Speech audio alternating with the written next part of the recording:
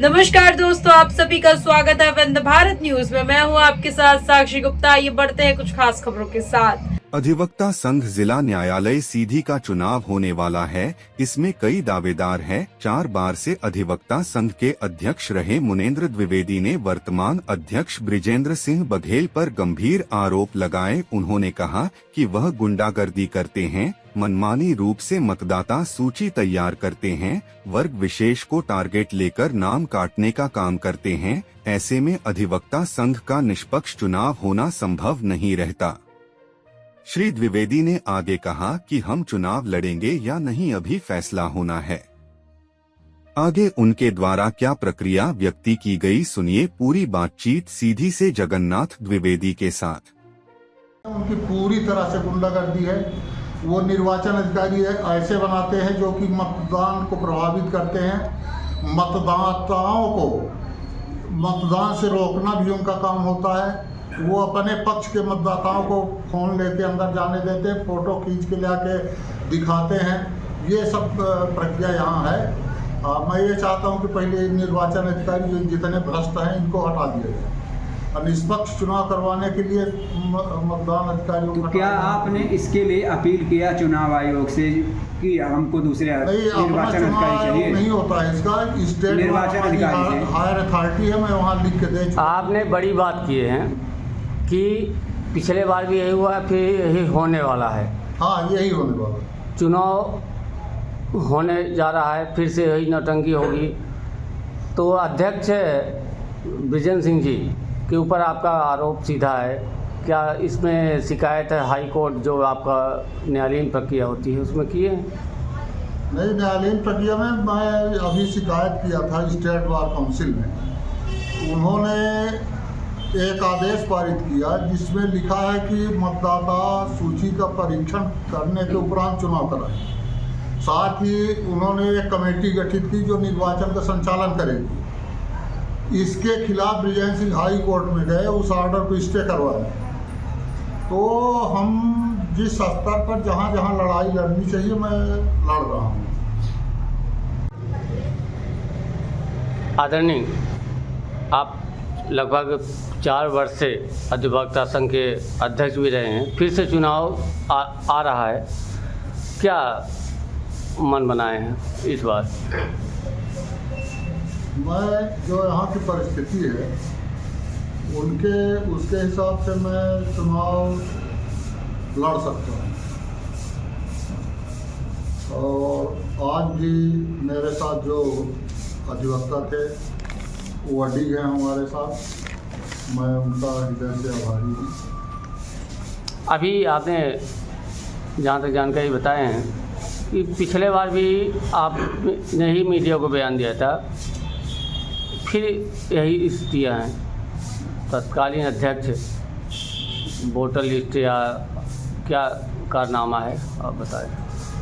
मैं इस बारे में इतना कहना चाह रहा हूँ कि जो वर्तमान अध्यक्ष हैं वो जिस समुदाय से मैं आता हूँ उसको विशेष तौर से वो टारगेट करते हैं। और पिछली बार उन्होंने 140 अधिवक्ताओं का नाम मतदाता सूची से पृथक किया था। इस बार लगभग 100 मतदाताओं का वो नाम काटने का इरादा बना चुके हैं।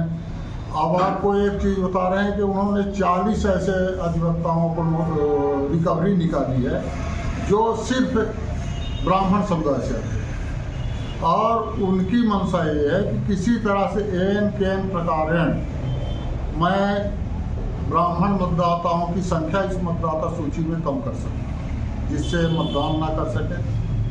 तो आज ये लगभग आप मानिए कि 50 साल के अधिवक्ता संघ के इतिहास में कभी ऐसा नहीं हुआ है कि किसी मतदाता को मतदान से वंचित किया जाए, उसकी रिकवरी निकाली गई हो। इस आशय की जानकारी आप जो वर्तमान कर सकते हैं, कभी ऐसी घटना नहीं है। ये पहली घटना हुई है कि 40 लोगों के ऊपर अनावश्यक बेवजह वो रिकवरी दिखा करके उनको मतदान करने से रोकने का एक दुष्कृत प्रयास है। वर्तमान अध्यक्ष जो हैं, जो नए अधिवक्ता आते हैं, युवा आते हैं, उनके लिए उनके जो नए वर्तमान में अध्यक्ष हैं उनके द्वारा क्या कोई भी सुविधाएं दी जाती है कि नहीं दी जाती? उनके द्वारा किसी न नए अधिवक्ता न पुराने अधिवक्ता, नए अधिवक्ताओं का भी वो लगातार शोषण कर रहे हैं। अभी माननीय सर्वोच्च न्यायालय ने एक आदेश दिया है कि सभी राज्य के अधिवक्ता परिषद इन नए अधिवक्ताओं को 6 से 50 रुपये में इनका रजिस्ट्रेशन करेंगे, लेकिन सीधी के जिला अधिवक्ता संघ के अध्यक्ष 1100 रुपये लेके अपने यहाँ उनको सदस्य बना रहे हैं। इससे ज़्यादा दुर्भाग्यपूर्ण बात कुछ नहीं है। अधिवक्ता संघ के अध्यक्ष कौन है इस समय? ब्रिजेन सिंह। आपने 4 बार अध्यक्ष बन चुके हैं, लगभग आपने काम भी किए, क्या विशेष कमी रही कि आपको फिर से चुनाव तो यहाँ अब उसका जिक्र इस मंच में करना मैं उचित नहीं समझता हूँ, लेकिन ब्रिजेन सिंह ने मुझे कभी चुनाव नहीं हराया है। चुनाव अपने लोगों ने ही मुझे हराया है, जो दुखद है। ब्रिजेन सिंह मुझे चुनाव ना आज हराए हैं न कल हरा पाए। क्या लगता है इस बार आप उम्मीदवार के रूप में आएंगे? अगर आप अध्यक्ष बनते हैं तो न्यायालय के अंदर जो नए और पुराने अधिवक्ताएं आएंगे, नए अधिवक्ताओं के लिए क्या क्या व्यवस्थाएं आप करवाएंगे? नए अधिवक्ताओं के लिए अपनी कोशिश होगी कि उन्हें उचित बैठने की व्यवस्था, लाइब्रेरी की व्यवस्था और जो उनके केसों की क्या स्थिति है, खासकर अपने तहसील, SDM, कलेक्टर कोर्ट को नियमित करवाना, यही सब उनके लिए करेंगे।